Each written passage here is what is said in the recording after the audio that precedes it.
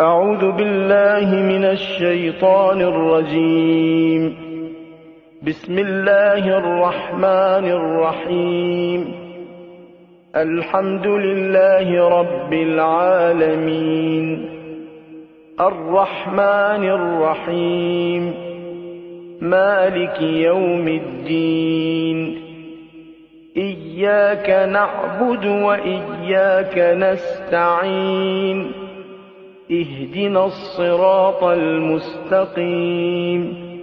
صراط الذين أنعمت عليهم غير المغضوب عليهم ولا الضالين.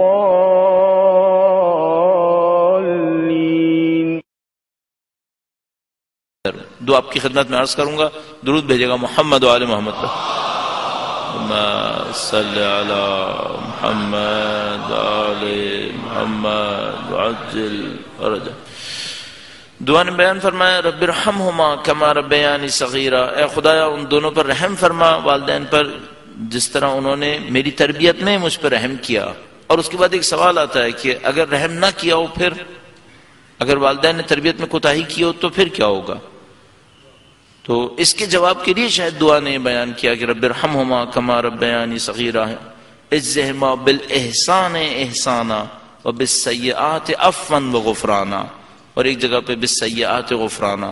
اجزہما بالاحسان احسانا، اگر خدا انہوں نے میرے ساتھ احسان کیا ہے تو انہیں احسان سے جزا دے دے. وبالسیئات عفوا وغفرانا، اور اگر انہوں نے میرے ساتھ برائی کی ہے تو انہیں مغفرت سے اجر دے دے، انہیں مغفرت سے اجر دے دے. یہ بہت نفیس اضافہ ہوا اس کی توضیح تشریح کے اندر. رب ارحمہما کما ربیانی صغیرا، اے خدایا ان دونوں پہ رحم کر جیسے انہوں نے میری تربیت پہ رحم کیا، اور اگر انہوں نے احسان کیا تو احسان کر، اور انہوں نے برائی کی ہے تو ان کو عفو و غفران نصیب فرما. آپ کے اور ہمارے والدین پر خدا رحمت کرے، ان کی گناہوں کی مغفرت فرمائے اور بہترین جزائے خیر نصیب فرمائے. ان دعاؤں کی قبولیت کے لیے درود بھیجیں محمد و آل محمد پر. صلی علی محمد و آل محمد وعجل فرجہ. قرآن کریم میں تربیت کا لفظ اس معنی میں استعمال ہوا جو انتہائی نفیس عبارت بنتی ہے کہ جس طرح ماں باپ بچوں کو پالیں کتنی محنت کے ساتھ، کتنے خلوص کے ساتھ اور کتنا بے لوث ہو کر، یہ تربیت کا عمل ہے. اب سوال یہ کہ ہم میں سے کون اس تربیت کی ذمہ داری لے سکتا ہے قوم کے لیے؟ تربیت انبیاء کا کام ہوگا پھر. یعنی صرف انبیاء کے اندر اتنی طاقت ہوگی کہ وہ کسی غیر کے لیے، بظاہر غیر کے لیے، البتہ سب ایک ہیں، سب اولاد آدم ہیں اور سب اللہ کی مخلوق ہونے کے ناطے ایک ہی ہیں، لیکن ہم رشتوں اور نسب کے اندر تقسیم ہوئے ہیں. لہذا والدین اپنی اولاد کو اپنا سمجھ پا رہے ہیں اور دوسروں کو اپنا نہیں سمجھ پا رہے. انبیاء کرام علیہ السلام کے لیے فرق قطعاً یہ فرق نہیں ہے. وہ تمام انسانیت کو مخلوق خدا دیکھتے ہیں، لہذا اپنا سمجھتے ہیں. اپنا سمجھنے کے ناطے جس طرح والدین بچے کی تربیت کے اوپر محنت کرتے ہیں، قربانیاں دیتے ہیں، انبیاء کرام علیہ السلام حتیٰ دشمنوں کی تربیت کے اوپر محنت کرتے ہیں، قربانیاں دیتے ہیں. بہت خوبصورت ایک روایت انبیاء کرام علیہ السلام کی زندگی کے حوالے سے ہے. ہم لوگ بہت ساری چیزوں میں اپنی غلطیوں کی سزا اٹھا رہے ہیں معاشرے کے اندر. انتہائی خوبصورت ایک روایت تھی، لکھا تھا جتنے بھی انبیاء تھے، آپ کے ذہن میں ہے کہ ہمارے پاس مشہور و معروف ہے کہ جتنے بھی انبیاء تھے سب بکریاں چرایا کرتے تھے. اس روایت کے اندر لکھا تھا جتنے بھی انبیاء تھے سب زراعت کرتے تھے، سب زراعت کرتے تھے سوائے حضرت ادریس کے جو درزی تھے. خیاطت لکھا عربی کے اندر، ٹیلر تھے، درزی تھے. البتہ حضرت ادریس کی زندگی عجیب ہے اس اعتبار سے کہ حضرت ادریس کا ابتدائی پیشہ ٹیلر تھا، لیکن اس کے بعد آرکیٹیکٹ بھی تھے، ٹاؤن پلانر بھی تھے، اور بہت سارے شہر حضرت ادریس نے بنائے. حضرت نوح علیہ السلام سے پہلے کا دور ان کا ہونا چاہیے. اور میں اس لیے خاطر زیادہ عرض کر رہا ہوں کہ بعض لوگوں کا گمان ہے اس بات کے اوپر، جس کے اوپر مجھے نہیں معلوم کتنی اچھی دلائل دے سکیں گے، وہ یہ کہ شاید جو اس وقت احرام مصر ہمارے پاس ہیں یہ حضرت ادریس کے زمانے کے ہونے چاہیے. یہ میں قطعاً عرض کر دوں آپ کی خدمت میں. احرام مصر میں بہت سارے احرام ہیں، اور ایک احرام ہے جو بہت بڑا ہے جس کو پیرامڈ آف گیزا کہتے ہیں، وہ قطعاً فرائن کا نہیں ہے، اس کا فرائن سے کوئی تعلق نہیں ہے، اس کا فرعون سے کوئی تعلق نہیں ہے. وہ بہت زیادہ قدیم ہے، اور فرعونوں کی تاریخ جو حضرت موسیٰ علیہ السلام یعنی تقریباً 3000 سال کے اوپر بنتی ہے، اس سے بہت پہلے کا ہے. لہذا اس ایک کم سے کم احرام مصر کا، اس بڑے احرام کا فرعون سے کوئی تعلق نہیں بن پائے گا. اور بہرحال کچھ لوگوں کا خیال یہ ہے کہ شاید حضرت ادریس علیہ السلام کے ہاتھوں تشکیل پایا ہو، اس کے اندر جو عجائب ہیں، اس کے اندر جو غرائب ہیں، ان کو دیکھتے ہوئے وہ لوگ کہتے ہیں. تو کہا کہ تمام انبیاء نے زراعت کی ہے، اور لکھا کہ اللہ کے نزدیک بہترین کاموں میں سے ایک کام یہ کہ انسان زراعت کرے. اب نہیں معلوم ہم میں سے سب لوگ تقریباً اس کو ایکسکیوز لے لیں گے کہ چونکہ ہم شہروں میں ہیں لہذا ہمارے لیے یہ روایت مفید نہیں ہوں گی. میرا نہیں خیال ایسا ہوگا. اگر ہمارے لیے کوئی دور ایسا ہوتا جب یہ روایتیں ہمارے لیے مفید نہ ہوتی تو پھر کسی قید کے ساتھ بیان ہوتی کہ کچھ انسانوں کے لیے زراعت مفید ہے. لہذا مجھے لگتا ہے ہم لوگ کچھ کوتاہیاں کر رہے ہیں، اور وہ ہماری اسی تعلیم کے اندر کمی کے نتیجے میں ہو رہا ہے کہ ہم تعلیم کا صرف ایک پہلو دیکھنے کو ملا ہے، اس کے نتیجے میں ہم یہاں پہنچے ہوئے ہیں. بہرحال یہ تربیت کا عمل ہے. کل آپ کی خدمت میں عرض ہوا جو ہمارے پاس مشکل ہے وہ یہ ہے کہ ہمارے پاس شاید تربیت کے عمل کی ڈیمانڈ بھی نہیں ہے. یعنی ایک مشکل یہ ہے کہ ہمارے پاس تربیت یافتہ لوگ نہیں ہیں، دوسری مشکل یہ ہے کہ تربیت دینے کے لیے منصوبہ بھی نہیں ہے، تیسری مشکل یہ ہے کہ تربیت دینے کے لیے منصوبہ بنانے والے لوگ بھی نہیں ہیں، اور سب سے بڑی مشکل یہ ہے کہ تربیتی نظام کی ڈیمانڈ بھی نہیں ہے، طلب بھی نہیں ہے. کس چیز کی طلب ہے ہمارے یہاں؟ ہمارے یہاں دنیاوی تعلیم کی طلب ہے. لہٰذا اسکولز کھلتے ہیں، یونیورسٹیز بنتی ہیں، کالجز بنتے ہیں، اس کے اندر لوگ جاتے ہیں، پیسے بھی خرچ کرتے ہیں، توانائیاں خرچ کرتے ہیں، اور 16 سال کے بعد ہمیں پتہ نہیں ہوتا کہ ہمارے بچوں نے سیکھا کیا ہے سوائے لینگویج کے، زبان کے، اور کچھ تھوڑی سی اسکلز کے. اس کے سوا ہمیں نہیں معلوم کہ ہمارے بچوں نے واقعاً کیا سیکھا ہے. لہذا ہم اپنی زندگی کی مشکلات کو اس تعلیم سے حل نہیں ہوتا دیکھ رہے، وہ نہیں حل کر پا رہی ہماری زندگی کی مشکلات کو. تو ہمیں بہت کچھ سوچنا پڑے گا کہ وہ جو تربیت خدا دینا چاہتا ہے وہ تربیت کیا ہے، اور آیا اس کی واقعاً ڈیمانڈ ہے ہمارے اندر. الحمدللہ کچھ عرصے سے دوسری قوموں کی کامیابیاں اور ہماری قدر کم کامیابیاں، بلکہ بہت کم کامیابیاں دیکھ کر ہمیں ایک بات سمجھ میں آ گئی ہے، ان کے پاس کچھ ہے جو ہمارے پاس نہیں ہے. تقریباً 150 سال پہلے ایشیا کے رہنے والے زیادہ تر لوگ اس نتیجے پر پہنچے تھے کہ یورپ کے پاس کچھ ہے جو ہمارے پاس نہیں ہے. 150 سال پہلے تقریباً 1860 کو ایک علامت کے طور پہ بیان کرتے ہیں. 1860 کہ 1860 میں ایشیا کے لوگ اس نتیجے پر پہنچے تھے شکست کے بعد کہ یورپ کے پاس کچھ ہے جو ہمارے پاس نہیں ہے. ہم نے 150 سال وقت ضائع کیا اس کانسیپٹ کے اوپر کہ یورپ کے پاس کچھ ہے جو ہمارے پاس نہیں ہے. اس کے نتیجے میں 150 سال ہم نے یورپ کی ٹھوکریں کھائی ہیں. اور اب شاید وہ وقت آ گیا کہ ہم قبول کریں کہ یورپ کے پاس بھی وہ نہیں ہے جو ہمارے پاس نہیں ہے، وہ کہیں اور کسی اور کے پاس ہے. شاید اب وقت آ گیا کہ مثال کے طور پر ہم نے 150 سال ان یورپین ممالک کے چکر لگائے، اپنے بچوں کو وہاں پر بھیجا، ان کے بڑوں کے سامنے ہمارے بڑوں نے سر جھکائے، ان کی غلامیوں کو قبول کیا، ان کی جائز ناجائز ہر بات کو ہر میدان میں قبول کرتے چلے گئے. اور 150 سال بعد جو کچھ نصیب ہوا ہمیں وہ ہمارے معاشرے ہیں جو دربدر کی ٹھوکریں کھا رہے ہیں. نہ ہماری سیاست کی کوئی خبر ہے، نہ ہماری معاش کی کوئی خبر ہے، نہ ہمارے ثقافتی نظام کی کوئی حیثیت ہے. سب کا سب پامال ہوا ہوا ہے اس وقت آپ کے سامنے ہے. اور اس کی ایک بنیادی وجہ یہ ہے کہ ہم نے غلط جگہ پہ سر جھکایا. ان کے خود کے پاس نہیں تھا، ان کے خود کے پاس مکاری دی ہمیں دینے کے لیے. انہوں نے ہمارے ساتھ مکاری کی ہے، 150 سال ہم سے کھیلتے رہے. 1860 میں ہمارے اوپر حکومت شروع کی ہے. 1860 سے پہلے انگلستان کے اوپر ایسٹ انڈیا کمپنی حکومت کر رہی تھی. ایک کمپنی جس کے اسٹاک ایکسچینج میں شیئرز تھے وہ حکومت کر رہی تھی. 1858 کے اندر انگلینڈ کی پارلیمنٹ کے اندر یہ ڈسکشن گیا کہ یہ کمپنی ظالم کمپنی ہے، اس نے انڈیا کے لوگوں کے ساتھ اچھا کام نہیں کیا. بہت ڈسکشنز ہوئے وہاں پہ، پارلیمنٹ نے طے کیا کہ نہیں، اس کمپنی کو یہ اختیار نہیں دے سکتے کہ وہ انڈیا کے اوپر حکومت کرے. تو کون حکومت کرے؟ کہ ہم خود حکومت کریں گے. یہ بھی وہ فرعون والا معاملہ کہ وہ فرعون دوسروں سے کہتا تھا کہ میں تمہارے لیے خدا ڈھونڈوں گا اور میں نے ڈھونڈا ہے، میں ہی خدا ہوں. تو پارلیمنٹ نے بھی یہی کیا. انگلش پارلیمنٹ نے کہا کہ یہ ایسٹ انڈیا کمپنی ظالم ہے، جابر ہے، اس کو ہم انڈیا پہ حکومت کی اجازت نہیں دے سکتے، تو کون حکومت کرے گا؟ ہم خود حکومت کریں گے۔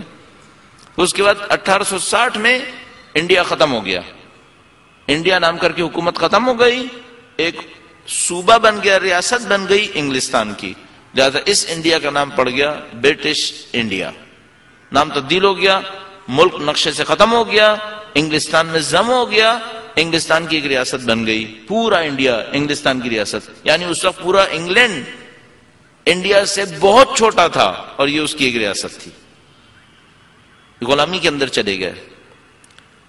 تقریباً 80 سال 90 سال انہوں نے بھرپور طریقے سے لوٹا ہے، جتنا لوٹ سکتے تھے لوٹا ہے۔ مجھے نہیں معلوم ہم لوگوں کے ذہنوں میں یہ ہسٹری کیوں نہیں ہے کہ انہوں نے ہمیں لوٹ کے اپنے آپ کو بنایا ہے۔ مجھے تعجب ہوتا ہے کہ جب ہم لوگ مغربی ممالک کی تعریف سن رہے ہوتے ہیں بعض اوقات، مجھے سمجھ میں نہیں آتا کہ کیا ان کی مکاری کی تعریف کریں، ان کی غیر انسانی لوٹ کھسوٹ کی تعریف کر رہے ہیں جو انہوں نے بنایا اپنے ملکوں کے اندر، اور آپ دیکھ دیکھ کے افسوس کریں گے کہ ہمارے ساتھ کیا ہوا۔ بہرحال اس میں ہماری جو غلطیاں ہمیں وہ بھی قبول کرنی پڑیں گی۔ اس کے بعد ہم ان کے سامنے مرعوب ہو گئے، ہم ان کے تعلیمی نظام کے مرعوب ہو گئے، اور انہوں نے اس موقع سے فائدہ اٹھاتے ہوئے ہماری ایک ایک چیز کا خاتمہ کر دیا، ہمارے تعلیمی نظام کا خاتمہ کر دیا۔ اس سے پہلے تعلیمی نظام یہ نہیں تھا جو ان کے پاس تھا، اس سے پہلے ایک اور تعلیمی نظام تھا، اس تعلیمی نظام کی اساس دینی اور دنیاوی علوم کے دو ہونے پہ نہیں تھی، اس میں صرف ایک نظام تعلیم تھا جو دین اور دنیا دونوں کی ضرورتوں کو پورا کر رہا تھا، اور وہ تعلیمی نظام مدارس کے ذریعے سے چل رہا تھا۔ آج مدارس کا نام کتنا بدنام ہے دنیا کے اندر۔ کیا 150 سال پہلے مدارس کے علاوہ کوئی اور تعلیمی نظام تھا ہمارے پاس؟ پوری دنیا کے اندر ایسے ہی تھا، صرف مدرسے ہوتے تھے، انہی میں بچے پڑھتے تھے، ان کے نکلے ہوئے بچے دین کو بھی سنبھالتے تھے، دنیا کو بھی سنبھالتے تھے۔ اور مثلا اگر کوئی کہے کہ نہیں اس زمانے میں نااہل تھے، تو یہ اگر وہ سب نااہل تھے تو یہ جو دنیا کے بہترین آثار قدیمہ ہیں یہ کس نے بنائے؟ پھر یہ تاج محل کن لوگوں نے بنائے؟ پھر یہ جو پورے ایران کے اندر ایک سے ایک معماری کا اور نہیں معلوم کن کن علوم اور فنون کے مظاہر پڑے ہوئے ہیں، یہ کن لوگوں نے بنائے؟ پھر یہ وہ لوگ تھے جنہوں نے مدرسوں میں پڑھا تھا، انہی مدرسوں سے پڑھ کر وہ فلکیات کے ماہر بنتے تھے، ریاضیات کے ماہر بنتے تھے، دین کے ماہر بھی بنتے تھے۔ اس تعلیمی نظام کا انہوں نے 19ویں صدی کے بعد خاتمہ کرنا شروع کر دیا۔ خاتمہ کرنے کا بہت آسان طریقہ تھا ان کے پاس۔ اس تعلیمی نظام کو ختم کرنے کے لیے انہوں نے ایک سادہ سا کام کیا، انہوں نے کہا کہ ہم حکومت برطانیہ ہندوستان میں جابز اناؤنس کریں گے، اور وہ جابز ان کو دی جائیں گی جو انگریزی زبان جانتے ہوں گے، جنہوں نے ہمارے سسٹم آف ایجوکیشن سے ڈگریز لی ہوئی ہوں گی۔ انہوں نے لوگوں کی کمزوری سے فائدہ اٹھایا، ان کے فقر اور غربت سے فائدہ اٹھایا۔ اچھا انڈینز فقیر کیسے ہو گئے؟ یہ غریب کیسے ہو گئے؟ یہ پہلے نہیں تھے۔ مارکو پولو کہتا ہے کہ یہ اتنا سونا انڈیا کے اندر ہے، پوری دنیا کے اندر اتنا سونا نہیں ہے، تو یہ کیسے غریب ہو گئے؟ اس کا طریقہ بھی بہت سادہ تھا۔ انہوں نے کس طریقے سے ہمارے ساتھ کھیل کھیلا ہے۔ 1860 میں نہیں سمجھتا، شاید بعض لوگ اعتراض کریں کہ ہم کیوں اس کے اوپر مجلس کے اندر غور کریں، لیکن ہمیں کہیں نہ کہیں سوچنا پڑے گا کہ اس قوم کی غربت اور بدبختی جس کے اندر اس وقت مبتلا ہوئے ہیں، اس کی بنیادیں کہاں پر ہیں؟ کس طرح سے ہم اپنے دین کو اب دیکھ رہے ہیں؟ میں نے عرض کیا ہم مدارس کو کیسے دیکھ رہے ہیں، سابقہ میں کیا تھا؟ 1860 میں انہوں نے ایک بہت سادہ سا حکم جاری کیا جس کے ذریعے سے پوری انڈیا کی صورتحال کو تبدیل کر دیا۔ 1860 میں حکم جاری کیا، کہا جتنے بھی زمیندار ہیں، جتنے بھی نواب ہیں، جاگیردار ہیں، چاہے وہ ہندو ہوں چاہے وہ مسلمان ہوں، وہ حکومت برطانیہ سے اپنی زمینوں کی اٹیسٹیشن لیں گے۔ 1860 میں جب حکومت برطانیہ کا اقتدار قائم ہوا تو انہوں نے کہا کہ یہ جتنے بھی زمیندار، جاگیردار، نواب ہیں اور راجے مہاراجے ہیں، یہ سب اپنی زمینوں کی اٹیسٹیشن حکومت برطانیہ سے لیں گے۔ سب کو باؤنڈ کیا کہ آپ آئیں گے سرکار کے پاس۔ سب حکومت کے پاس جانے پہ مجبور ہوئے۔ جیسے ہی حکومت کے پاس جاتے تھے، دو میں سے ایک راستہ تھا، یا 1857 کی جنگ آزادی میں آپ انگریز کے ساتھ تھے یا مخالف تھے۔ اگر انگریز کے ساتھ تھے آپ کی حکومت باقی ہے، اگر ساتھ نہیں تھے تو آپ وہیں پھانسی پر ہیں، معاملہ ختم ہو گیا۔ جتنے بھی اہل وطن چاہے ہندو تھے چاہے مسلمان تھے، سب پھانسیوں پہ لگ گئے، سب کی جانیں ختم ہو گئیں، جب کہ مال ضبط ہو گئے۔ اچھا یہ جو جاگیریں بچیں کن کو تقسیم کی گئیں؟ ان کو جنہوں نے انگریزوں کا ساتھ دیا تھا۔ ہم 150 سال پہلے حکومت برطانیہ کے آئے ہوئے ایک حکم کے نتیجے میں آج کے پاکستان کے جاگیرداروں سے نبٹ رہے ہیں۔ اگر کوئی کر سکے کہ ان کے ریکارڈز کو فالو کرے، جیسے کہ کسی ایک نے کیا، پاکستان کی سیاسی وڈیر نام کر کے ایک کتاب لکھی اور اس کے اندر فالو کیا، اور دوسرے لوگوں نے بھی فالو کیا ہے، عقیل عباس جعفری صاحب نے بھی ایک کتاب لکھی اس میں فالو کیا ہے کہ یہ جو زمیندار ہیں ان کی زمینیں کب آئی تھیں ان کے پاس، یہ جو نامی گرامی خاندان ہمارے پاس ہیں پاکستان کے اندر، ان کے پاس زمینیں کب آئی تھیں؟ تقریباً طے شدہ ہے کہ ابھی میں احتیاط کروں تو کہوں 95%، مثلا 90% وہ ہیں جن کو حکومت برطانیہ نے اپنے وطن سے غداری کے صلے میں زمینیں دی تھیں۔ آج تک ہم انہیں بھگت رہے ہیں۔ یہ بعد میں سیاستدان بنے، یہ بعد میں پولیٹیکل پارٹیز کے اندر گئے، یہ بعد میں تحریک آزادی کے اندر انگریزوں کے اشاروں کے اوپر کام کرتے رہے، اس کے بعد ملکوں کی تقسیم کے بعد انہی ملکوں کی پارلیمنٹس کے اندر پہنچ گئے، انہی ملکوں کے انڈسٹریلسٹ بن گئے، اور آج تک یہی لوگ ہیں جو حکومتوں کے اوپر قابض ہوئے ہوئے ہیں، اور ہم اور آپ 150 سال سے ان لوگوں کے سامنے اپنی زندگی گزار رہے ہیں، اور ہمیں کچھ سمجھ میں نہیں آ رہا کہ یہ بدبختی ہم پر آئی کیسے ہے۔ انہوں نے ایک سادہ سا حکم جاری کیا، اس حکم کے نتیجے میں جتنے اہل وطن محب وطن رہنما تھے وہ سب ختم ہو گئے، جتنے انگریزوں کے چاپلوس فکری طور پر بکے ہوئے، ذہنی طور پر غلام، دین اور مذہب اور ثقافت سے دور، وہ لوگ جاگیروں کے مالک ہو گئے، جن کا کل تک کوئی پرسان حال نہیں تھا، چونکہ وہ بے ضمیر لوگ تھے۔ وہ جب جاگیروں کے مالک ہوئے انہوں نے اپنی عوام کو محروم کر دیا، چونکہ ان کا عوام میں سے کوئی تعلق نہیں تھا، ان کے عوام میں کوئی جڑیں نہیں تھیں، ان سے پہلے جو محب وطن لوگ تھے ان کی کم از کم اپنے عوام کے ساتھ وابستگیاں تھیں، وہ اپنی عوام کی وجہ سے حکومت پہ تھے، اور یہ جو نئے لوگ آئے یہ عوام کی وجہ سے حکومت پہ نہیں تھے، یہ انگریز کی وجہ سے حکومت پہ تھے۔ تو ان کا صرف ایک کام تھا، وہ یہ کہ انگریز کی نوکری کیسے کرنی ہے، ان کے پاس صرف ایک کام تھا۔ انہوں نے عوام کو غریب کر دیا، انہوں نے عوام کو بدبختی میں مبتلا کر دیا۔ البتہ میں نہیں کہنا چاہ رہا کہ اس سے پہلے جو لوگ تھے ان کا ریکارڈ سب کا اچھا تھا، نہیں، سب کا اچھا ان کا بھی نہیں تھا، لیکن کم سے کم اب جو 1860 کے بعد ہوا وہ انتہائی بدقسمتی تھی، لوگ مفلوج ہو گئے، جتنا ثقافت کا رجحان تھا، ہسٹوریکل پروسیس تھا، سارا کا سارا ڈسٹرب ہو گیا، سب کا سب شکست کھا گیا۔ جو شاید کئی سو سال میں اتنی بڑی تبدیلی نہیں آنی تھی وہ انگریزوں نے 1 سال کے اندر ایجاد کر دی، پورے ملک کا ثقافتی نقشہ تبدیل کر دیا۔ اس کے بعد انہوں نے اگلا جو ضرب لگایا وہ یہ تھا کہ جن لوگوں کے پاس پیسہ نہیں ہے اور انہیں زندگی گزارنی ہے تو ان کو ہماری نوکری کے میدان کے اندر آنا ہوگا، اور جب وہ نوکری کے میدان کے اندر آئیں گے تو وہ ان اداروں سے کامیاب ہوں گے جن میں ہم طے کریں گے کہ انہوں نے کیا پڑھنا ہے۔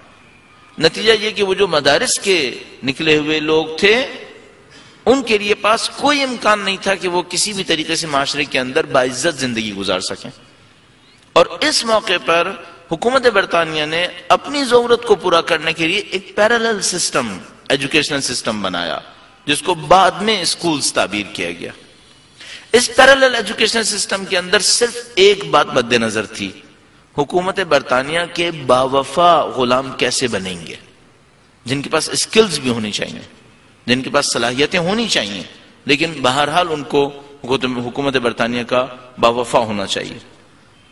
اس تعلیمی نظام کے اوپر بہت سارے پروٹیسٹ ہوئے، بہت سارے احتجاج ہوئے، اور پورا معاشرہ اس مصیبت کے اندر مبتلا ہو گیا کہ اگر ہم پرانے تعلیمی نظام پر جاتے ہیں جس میں دین ہے تو ہمارے لیے دنیا میں سے کچھ نہیں ہے، اور اگر ہم نئے تعلیمی نظام میں جاتے ہیں تو دنیا بنتی ہے لیکن پھر دین میں سے کچھ نہیں بچے گا۔ مختلف لوگوں نے مختلف رد عمل دکھائے، کچھ لوگوں نے یہ رد عمل دکھایا کہ ہم مکمل پرانے نظام پر رہیں گے اور ہم نئے سے کچھ نہیں سیکھیں گے، اور اس زمانے میں مثال کے طور پر انگریزی سیکھنا یا نہ سیکھنا بہت بڑا موضوع بن گیا۔ سر سید احمد خان جیسے لوگ درمیانی راستے کی طرف آئے، انہوں نے کہا کہ ہم کچھ یہاں سے لیں گے کچھ وہاں سے لیں گے، لیکن بدقسمتی سے یہ تجربے زیادہ تر کامیاب نہیں ہو سکے۔ ہماری سوسائٹی اس کلیش کو نہیں جھیل سکی، میں نے عرض کیا ہمارا سارا ہسٹوریکل پروسیس خراب ہو گیا. اس کے بعد پھر ہم اس نتیجے پر پہنچے غلطی سے کہ علم دو قسم کے ہیں. ایک وہ ہے جو دینی علم ہے اور ایک وہ ہے جو دنیاوی علم ہے. آپ تصور فرما رہے ہیں کہ ہم اس غلط نتیجے پر کہاں سے پہنچے؟ ہم اس پروسیس کے نتیجے میں پہنچے. تو ہم نے کہا کہ ہم دو قسم کے ادارے بنائیں گے. ایک وہ ادارہ بنائیں گے جس میں لوگ دین سیکھنے جائیں گے اور ایک وہ ادارہ بنائیں گے جس میں لوگ دنیا سیکھنے جائیں گے. ہم اور آپ اس تقسیم کی میراث ہیں. ہماری سوسائٹی اس تقسیم کی میراث ہے کہ اگر آپ کو دین چاہیے آپ ایک اور جگہ جائیے لیکن پھر وہاں سے دنیا میں سے کچھ نہیں ہوگا, اور اگر آپ کو دنیا چاہیے تو آپ ایک اور جگہ جائیے وہاں پر دین میں سے کچھ نہیں ہوگا. اب یہ مشکل ہمارے سامنے ہے. اچھا, اب اس تقسیم میں پھر مزید اضافہ ایسا ہوا کہ جب کبھی ایسے لوگوں کی ضرورت پڑی جو جان دیں گے تو وہ کس سسٹم سے آئیں گے؟ دنیا والے سے یا دین والے سے؟ تو ان کو پتا تھا کہ وہ جو دنیا والا سسٹم ہے اس کے اندر کوئی ایسی انسپریشن نہیں ہے کہ وہ جان دے گا. تو جب جان دینے کے لیے لوگ چاہیے تھے تو دین والے سے لائیں گے. لہذا مدارس کو جہادیوں کا گڑھ بنا دیا گیا. یہ کام تقریباً 40 سال پہلے 30 سال پہلے انجام پایا کہ جب بھی کبھی کوئی جہادسٹ ایلیمنٹ چاہیے ہوگا تو اس کو ہم مدرسے سے ریکروٹ کر لیں گے. اچھا, اس کے بعد جب افغان جنگ ہوئی, رشیا نے افغانستان پہ حملہ کیا, تو جو جہادیوں کی تعداد چاہیے تھی وہ ملینز میں تھی. چونکہ رشیا سے لڑنا آسان کام نہیں تھا اور کبھی بھی امریکہ نہیں چاہتا تھا کہ اس جنگ کے اندر ان کے افراد جان دیں, وہ کبھی بھی یہ نہیں چاہتے تھے. تو انہوں نے کہا کہ اس کے لیے ہمیں بہت بڑی تعداد میں فوجی چاہیے ہوں گے جو دین کے نام پر لڑیں. اس خاطر پاکستان کو لیب بنا دیا گیا. ہم پورا پاکستان ایک مدرسہ بن گئے اور اس کا کام یہ تھا کہ وہ جہادی بنائے جو دین کے نام پر افغانستان میں امریکہ کی جنگ لڑنے میں کام آ سکیں. اب کون سی آئیڈیالوجی ہو جو اس قسم کی جہادی بنائے جن کو یہ پتا نہ ہو کہ ہم اس جنگ کے نتیجے میں کہاں پہنچیں گے, جو عقل سے کام لینا نہ جانتے ہوں, جو یہ کہتے ہوں قرآن پڑھنے کے لیے آیا ہے قرآن سوچنے کے لیے نہیں آیا ہے. ظاہر ہے کہ اہل بیت کی فکر یہ کام نہیں کروائے گی. اس کے لیے قطعاً وہ فکر چاہیے جو اہل بیت کے 100% مخالفت میں کھڑی ہو, وہ یہ کام کروا سکتی ہے. اس خاطر وہابیت کا انتخاب ہوا کہ ہاں یہ وہ فکر ہے جو یہ سارے کام کروا لے گی, کہ وہ ایسے لوگ بنائے گی جو جان بھی دیں گے اور ایسے لوگ بنائے گی جو کبھی سوال نہیں کریں گے کہ ہم یہ جان کیوں دے رہے ہیں. تقریباً جدید دور کے خارجی, تقریباً جدید دور کے خارجی. میں آپ کو مطمئن ہو کے عرض کر دوں کہ جو لوگ ہمارے لیے اسٹریٹجیز بناتے ہیں وہ ہماری اکثریت آبادی سے زیادہ ہماری تاریخ کو جانتے ہیں. قطعاً ان کے ایکسپرٹس ہماری 100 آبادی میں سے 90-95 سے زیادہ تاریخ کو جانتے ہیں. ہاں شاید ہمارے مورخین سے زیادہ نہیں جانتے ہوں گے, ہمارے علماء سے زیادہ نہیں جانتے ہوں گے, لیکن آبادی کے مقابلے میں بہت زیادہ جانتے ہیں ان کے ایکسپرٹس. اچھی طرح جانتے ہیں کہ پچھلے زمانوں میں جب خاندان بنی امیہ نے اسلام کو شکست دینے کے لیے مصنوعی دین بنایا تھا تو اس کی شکل کیا تھی. میں جملہ دوبارہ دہرا دوں آپ کی خدمت میں. وہ اچھی طرح جانتے ہیں کہ پچھلے زمانوں میں جب یہودیوں نے اور بنی امیہ نے اہل بیت کے دین کو شکست دینے کے لیے مصنوعی دین بنائے تھے تو وہ کیا بنائے تھے. ان کو پتا تھا کہ ان کو انہی مصنوعی ادیان کو دوبارہ زندہ کرنا پڑے گا. انہوں نے مختلف جگہوں پہ اس کی روٹس بنائی اور ایک خاص موقع پر لا کر اس مصنوعی فکر کو اسلام کے مرکز میں پلانٹ کر دیا, یعنی سعودی حکومت مرکز میں پلانٹ کر دیا. اچھا, مرکز میں پلانٹ ہونے کا مطلب کیا ہے؟ اب دنیا کے کسی بھی اسلامی ملک میں اس فکر کو بھیجنا کوئی مشکل کام نہیں ہے, کیونکہ حج کے لیے تو آئے گا وہ یقیناً, وہیں سے اس فکر کو حاصل کرے گا. اور اس مصیبت کو جھیلتے ہوئے اب ہمیں تقریباً 100 سال ہونے کو آ رہے ہیں. تقریباً 100 سال ہو گئے ہم اس مصیبت کو جھیل رہے ہیں کہ وہ مرکز اسلامی کے اوپر قابض ہوئے میں اور اسلام کے مرکز پہ قابض ہونے کی وجہ سے جو ان کی فکر ہے وہ پورے عالم اسلام کے اندر آسانی سے پھیلائی جا سکتی ہے.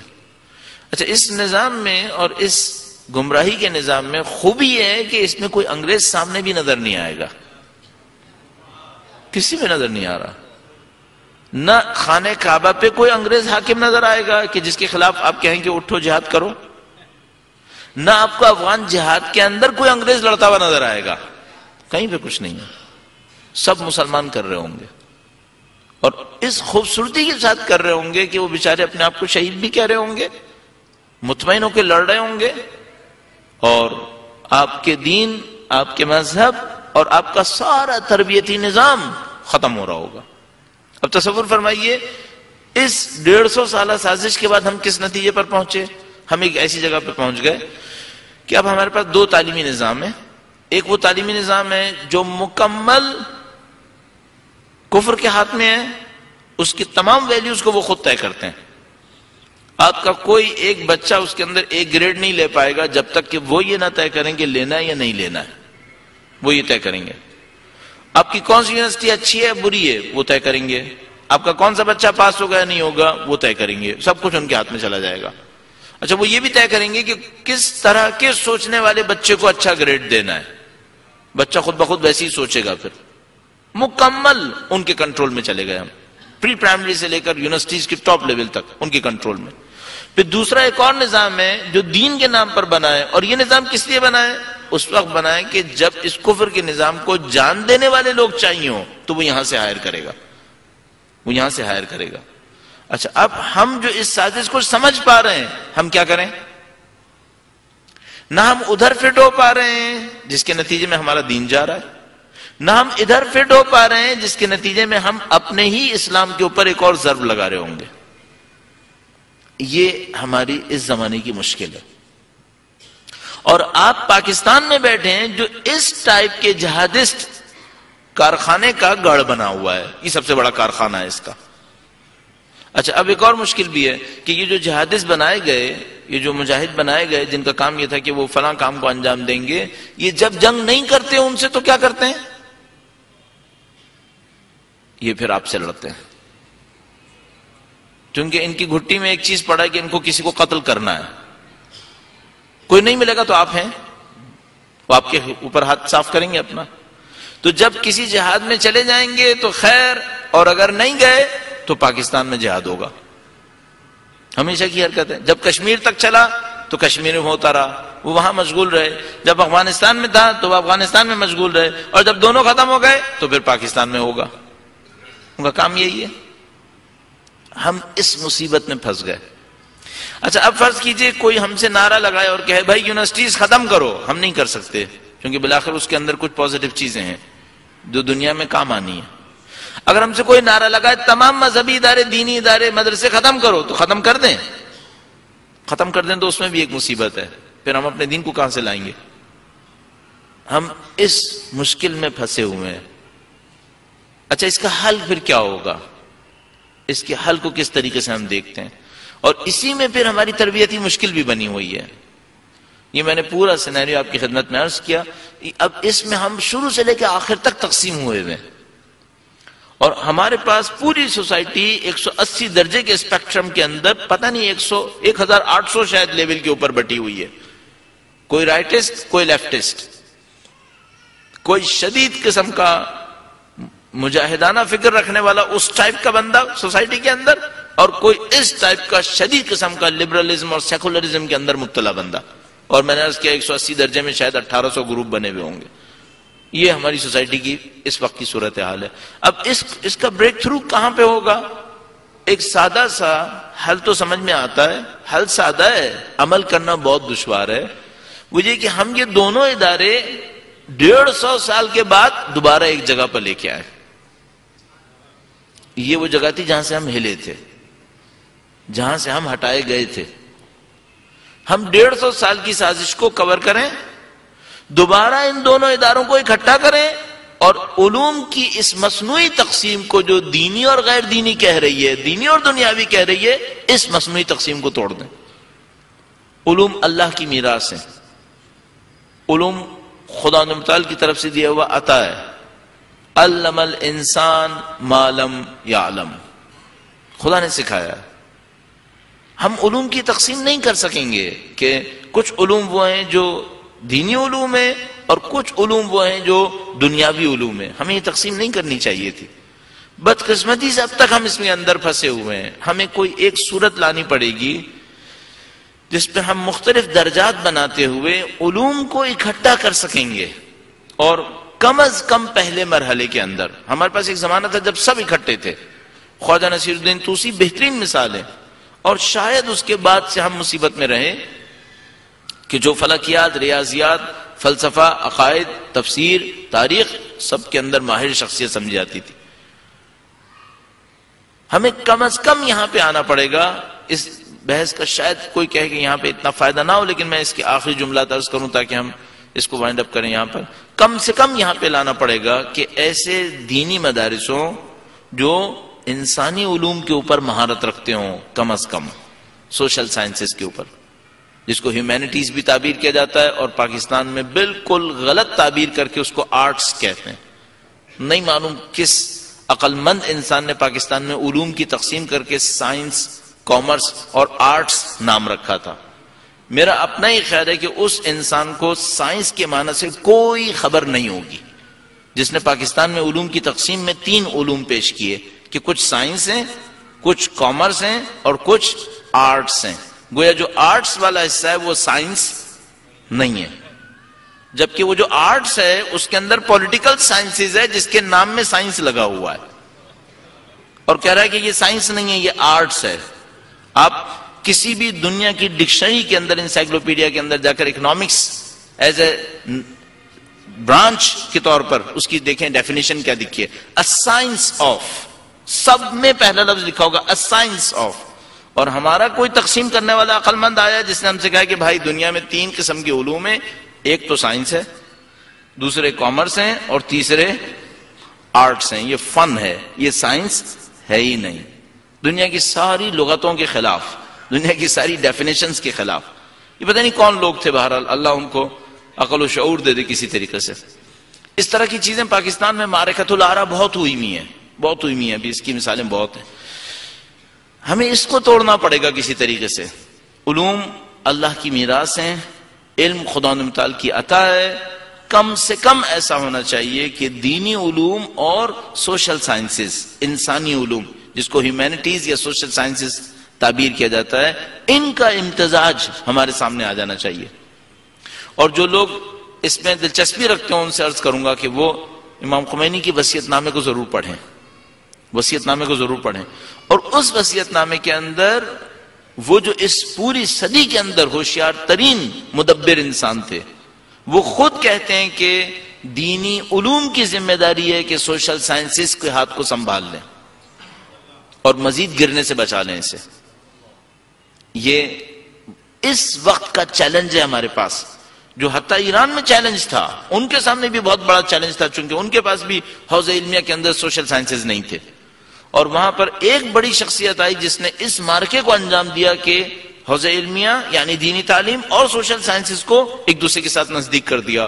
وہ آیت اللہ مصباح حزدی تھے. آیت اللہ مصباح حزدی کے کارناموں میں سے ایک کارنامہ یہ تھا کہ انہوں نے پورے حوزہ علمیہ کو سوشل سائنسز کے نزدیک کیا. اور اس کے بعد جو اس پیٹرن کے اوپر ادارہ بنا، اس کو رہبر معظم نے پورے حوزہ علمیہ کے لیے پیٹرن قرار دیا. اس وقت پورے حوزہ علمیہ کی ذمہ داری یہ قرار دی گئی کہ وہ دینی تعلیم میں بھی مہارت حاصل کریں اور سوشل سائنسز میں سے کسی ایک برانچ کے اندر مہارت کو حاصل کریں گے. یہ وہ کام ہے جو وہاں پر انجام پایا ہے اور اس کے اچھے نتائج ہمیں نظر آ رہے ہیں وہاں پر.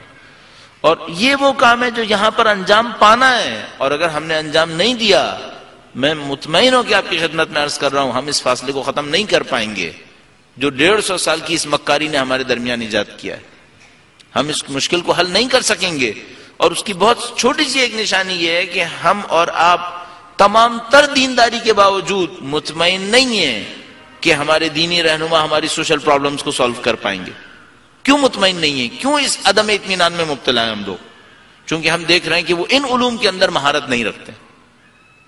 جس وقت یہ مہارت حاصل ہو گئی کہ ہمارے دینی رہنما، ہمارے دینی طالب علم سوشل سائنسز میں سے کم از کم کسی ایک برانچ کے اندر ماہر ہو گئے، ہماری یہ مشکل حل ہوتی ہے. اور اس وقت پھر آپ اپنے اندر ایسے قابل، فاضل، لائق، متدین لوگوں کو دیکھ پائیں گے جو آپ کے معاشرے کے لیے صحیح رائے حل فراہم کر سکیں گے انشاءاللہ. درود بھیجے گا محمد و آل محمد پر. صلی علی محمد و آل محمد وعجل فرجهم. اس تجزیے کو ہم نے شروع کیا تھا اسلام کی تربیتی نظام کے بارے میں گفتگو سے، اور اس سے پہلے عرض ہوا تھا کہ اللہ تعالیٰ نے ابتدائی ترین وحی کے اندر علم کے اوپر اصرار کیا. علم الانسان ما لم یعلم، خدا ہے وہ جس نے سکھایا ہے انسان کو جو کچھ وہ نہیں جانتا تھا. اور ہم نے عرض کیا کہ علم کی نوعیت میں ہم کس مشکل سے دوچار ہوئے، اور میں نے آپ کی خدمت میں اجمالاً عرض کیا کہ 150 سال میں کس سیاست کے تحت ہم آج کی اس دنیا میں پہنچے ہیں جہاں دین اور دنیا اس کی تقسیم میں ہم اور آپ مبتلا ہو گئے. اچھا، اس بائیفرکیشن کا ایک اور بہت بڑا نتیجہ جس کے اوپر اب گفتگو نہیں کریں گے ورنہ اس میں وقت اور بہت زیادہ لگ جائے گا، صرف اشارتاً، وہ دین اور سیاست کی تقسیم ہے. جب انہوں نے دین اور دنیا میں علوم کو تقسیم کیا تو اسی وقت تقسیم کیا کہ جو سیاست ہے وہ دنیا والوں کا کام ہے، وہ دین والوں کا کام نہیں ہے. اچھا، کیوں انہوں نے اس کام کو کیا؟ ظاہر جس کے ہاتھ میں سیاست آئے گی دین خود بخود اس کے ہاتھ میں آ جائے گا. یہ بہت آسان فارمولہ ہے. الناس علی دین ملوکہم، لوگ اپنے حکمرانوں کے دین کے اوپر چل رہے ہوتے ہیں. جس کے ہاتھ میں سیاست ہوگی اس کے ہاتھ میں دین ضرور آ جائے گا، وہ دین کو اپنے ہاتھ میں لے لیں گے. اور اس خاطر انہوں نے کہا کہ ہم دو کو تقسیم کرتے ہیں، ایک طرف دنیا ہے، ایک طرف دین اور سیاست.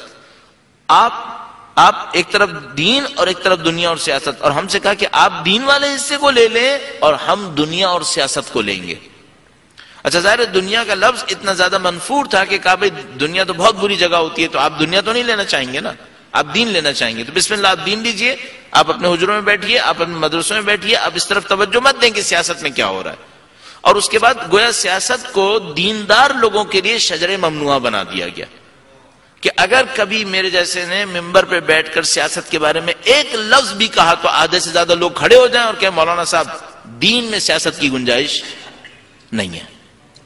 اور اس کے نتیجے میں یہ ہوا کہ جو دیندار تھے وہ محدود اور آئسولیٹڈ ہوتے چلے گئے، اور وہ جو سیاست دان تھے وہ بالآخر دین کے بھی مالک بنتے چلے گئے.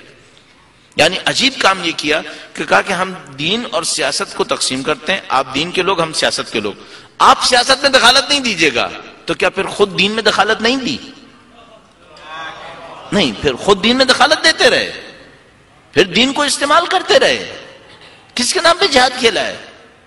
اگر واقعا دین اور سیاست کی ہی تقسیم ہونی تھی اور یہ تقسیم ہم قبول کر لیتے جو کہ غلط تھی، اور اگر ہم قبول کر لیتے اس غلط کو تب بھی کم سے کم ایک کام ہونا چاہیے تھا، پھر سیاستدان کو دین میں دخالت نہیں دینی چاہیے تھی. پھر کیوں دخالت دی ہے؟ پھر کیوں اس طرح سے ہوتا ہے کہ ہر سیاستدان اپنی ایفیشنسی کو اور اپنی بہرحال پاپولیرٹی کو حاصل کرنے کے لیے دین کا سہارا لے رہا ہوتا ہے، بار بار یہ کام انجام پاتا ہے؟ پھر کیوں یہ کام کرتے ہیں؟ آ کر کہیں کہ ہمارا دین سے کوئی تعلق نہیں ہے. ذرا اس جملے کو کہہ کے دکھائیں برے صغیر کے اندر، کہیں اس بات کو کہ ہمارا دین سے کوئی تعلق نہیں ہے، اور ہم سے کہتے ہیں کہ آپ کہیں کہ ہمارا سیاست سے کوئی تعلق نہیں ہے. یہ دھوکہ ہو رہا ہے ہمارے ساتھ، یہ ہم بیوقوف بنا رہے ہیں. یہ چاہتے ہیں کہ ہم لوگ محدود ہو کر بیٹھے رہیں اور یہ سیاست کے نام پر ہماری دین، دنیا، سیاست، عزت، غیرت سب کو پامال کر کے رکھ دیں. پامال کر دیا ہے. کیا چھوڑا ہے ہمارے لیے یہاں پر؟